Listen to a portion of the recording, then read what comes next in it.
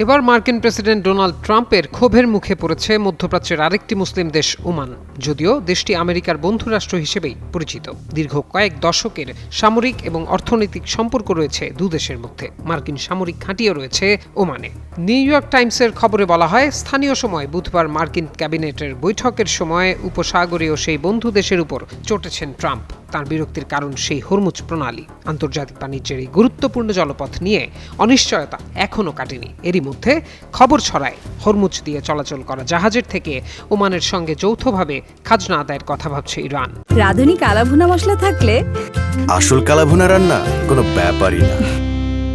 ওমানের সঙ্গে এই বিষয়ে ইরানের কথাবার্তাও চলছে। এই খবর পেয়ে ওমানের উপর ক্ষুব্ধ হন মার্কিন প্রেসিডেন্ট ডোনাল্ড ট্রাম্প। এমন কিছু ঘটলে ওমানকে বোমা মেরে ধ্বংস করে দেওয়ার হুঁশিয়ারিও দেন তিনি। একই সাথে ইরান এবং ওমান যদি এমন কোনো চুক্তিতে রাজি হয়, তাহলে তার মারাত্মক পরিণতির কথা স্মরণ করিয়ে দেন তিনি। ট্রাম্প বলেন, ওমানকেও অন্য দেশগুলোর মতো আচরণ করতে হবে, নয়তো আমরা ওদের উড়িয়ে দেব। ওমান তা খুব ভালোভাবে বোঝে। ওদের নিয়ে আশা করি কোনো সমস্যা হবে না।